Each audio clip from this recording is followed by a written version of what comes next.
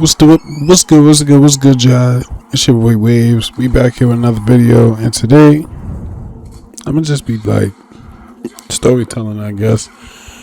Yeah, I'm gonna tell y'all a funny story. I'm gonna start off really how I ended up like going to prison, jail, whatever.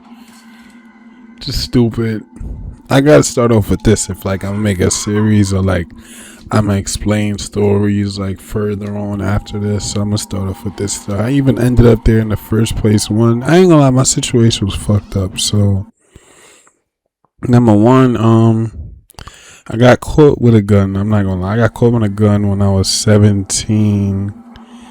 Police locked me up, but my dumb ass, my best, like really my friend, like damn near my best friend at the time, like it was somebody I looked at like for real, like a big brother though, all jokes aside. Like when I say friend, I mean like I'm young at the time. Like if I want to go on a date with a girl, I could go borrow clothes from him. Not even borrow, like I won't even have to give them back or just get whatever I gotta get. You get what I'm trying to say? So long story short, boom, my friend passed away, me thinking like I'm super gangster and young at the time.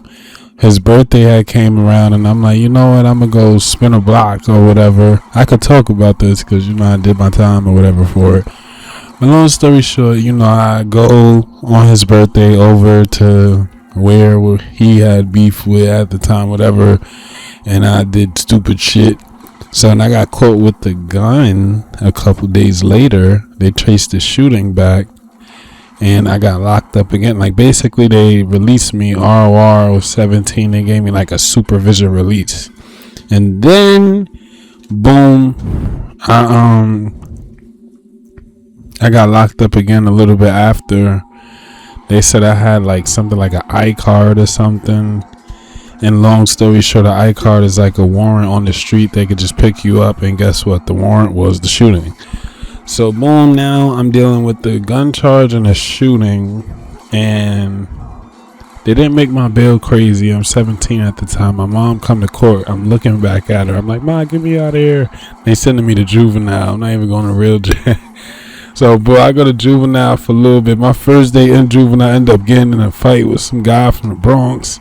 I meet some dude, some little short Spanish dude, and I guess he jacking the same, like, when I say jack, I mean, like, he claiming at the time the same group or gang I was claiming when I was younger. So, his older brother's on the button. He just asking me to protect his little brother because his little brother's stupid. And the group that we did have a bunch of problems all over Brooklyn, New York. So basically just asked me to watch over him, whatever. So I'm thinking like, bet, cool. I'm going to make sure he good, I guess. So I got to make sure myself is good. I don't know what the fuck I'm thinking. So we in juvenile, long story short. It's some dudes that we end up having beef with. They don't know me because I'm fresh to juvenile, but they know the little Spanish dude, so they on him or whatever. We get back to the dorm, one of them call him out to the balcony, and I end up getting into the middle of what they got going on to fight. And I get into this fight, I break it up, me and this dude get into it, and my mom is downstairs bailing me out of juvenile while I'm getting into this, and this could fuck my bail up. It could literally fuck me up from bailing out. So now, police, like COs are telling me this, all that. They basically, I tell them like some bullcrap story, and they don't even put like the incident down on no report or nothing. And I end up going home. I'm thinking I'm lit, you know, me being young. I'm like, you know, you paid to get me out. I thought I didn't even have to go back to court until she explained to me, like, fool, you got to go back to court. You fucked up. So then I got a shooting and a gun charge. Young, dumb. I done fucking went from Call of Duty Black Ops 2 sniping and playing basketball to fucking trying to be a gangster. So now we good. I'm going back to court and I end up getting locked up again for the same two charges. But what they do is they throw my two charges on a gang indictment.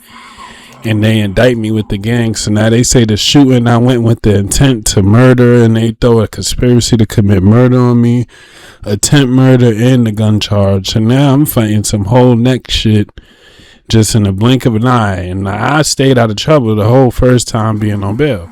Now it's just crazy how life worked.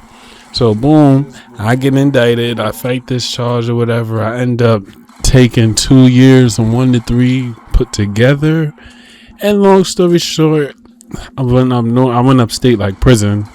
When I say I went up north, I went upstate. That means prison. So I go to prison, and I just seen a lot of bullshit. That was definitely where things changed for me. That shit was like a whole nother world, a community. You had people that it seemed like they were happy to just be in there. The way they used to politic, and it was like they were just trying to prove themselves, like get their name up to certain groups of people. You would really swear, like, yeah, this guy likes being in here. Like, it was certain people that would do certain stupid shit to the point where you would question, or like, yo, how's this guy's life on the outside? Not even on no fucked up shit, because some people genuinely act like they want to be there. But crazy part is, though, like, people be politic, like, oh, I just did this to this per, I did this, like, I'm gonna use the word violent. I did this violent thing to this per, and they feel like that makes their name go, and they kind of doing there. So, not trying to be funny, you got younger people who just be, I guess, miserable, whatever, mad, then just looking for the problems. Like, all right, cool. You know what? Older people in here is respecting the fact that I cut this dude. Like, back in the day, I know it used to be stabbing was like a heavy thing. I'm not promoting, but you know, people used to have their knives, or people call shanks, and stab, and they still go on.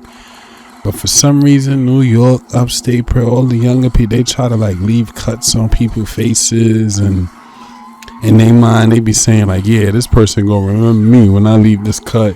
Like, that's like the trend. So, not trying to be funny, the amount of people I seen one dude from Buffalo with literally 3 cuts on his face. Now, you got people who, like, it's some disturbed people who, like, literally shit on their night or just do all kind of disgusting things to a blade.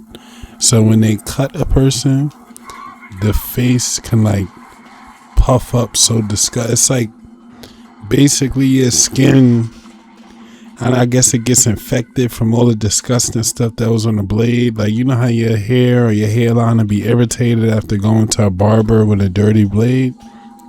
Imagine a blade 10 times dirtier, scratching. Like, it's just crazy, bro. So you'll see people in there with literal pussies. That's what people like to call it, a pussy on their face, bro. Like, their fucking cut is swollen, puffing out. It's just disgusting, bro. I ain't even gonna lie. And people like to literally glorify that, like, yeah, I did that cut on this such and such fade or whatever, you know. It's just crazy, bro. I remember I went to my first jail, and I'm still gangbanging at the time, and what I'm claiming couldn't even live in the jail. People telling me like, yo, you might as well leave while you got the chance. I end up going to where they placed me at the dorm, and I say it was 30 people at the door waiting, trying to see, yo, what y'all claim. I'm like, what the fuck? Yo, it was so much size. I realized this place is not for me, bro. Like, all kind of rapos. When I was in solitary confinement, I was getting the weirdest bunkies, bro. I had a fucking lifer as a bunkie who was like a straight up K2 dope head and just mad at the world, bro. There was so much going on in there.